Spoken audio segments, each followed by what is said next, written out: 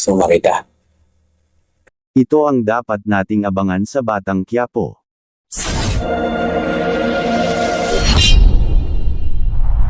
Ating tuklasin na nating pinasok na nila na ang isang abandonadong bahay kung saan dahan-dahan siyang naglakad papasok sa loob at nang masigurado na nga lang walang tao sa loob ay agad siyang nagsindi ng kandila at inayos nga ang mga kahon para maging kanyang tulugan at sa kanyang pag-aayos ay nakita na nga ang isang kumot kung saan pinulupot na nga ito na para bang isang lampin ng bata at dito ay agad niyang niyakap ang masabi ng kumot at nagpanggap na tila ba kausap ang isang bata kung saan humihingi nga siya ng pasensya dahil sa dumi ng kanilang tinutuluyan pero dahil plano nga ng maghiganti kay may test ay mas pinili niya na nga lang na tumakas sa ospital. At kahit gustong-gusto na nga lang saktan si May Peste ay nagdesisyon pa rin si Nina na mas mabuting paghandaan na nila ang kanyang paghihiganti at sa pagsasalita ni Lena hindi niya na maitago ang kanyang emosyon kung saan bumuhos na nga ang kanyang mga luha pag inaalala niya ang mga nawalang pagkakataon na makasama ang kanyang anak na tila ba pinagkaaitan siya ng panahon siya dito ay muling nagsisigaw sa galit si Lena at ipinangako sa kanyang sarili at sa namatay niyang anak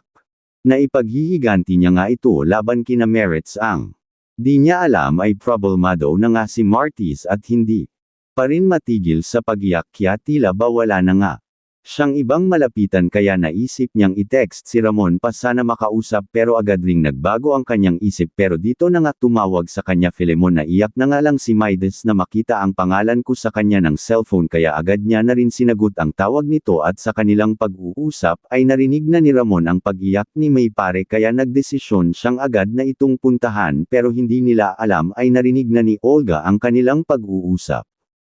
Pinaplano nilang sundan si Ramon para pigilan ang muli nilang pagkikita dahil pag nagpatuloy pa rin ang kanilang pag-uusap na may test ay maaaring madiskubre na nga nilamon ang tinatago nila ng sekreto ni David.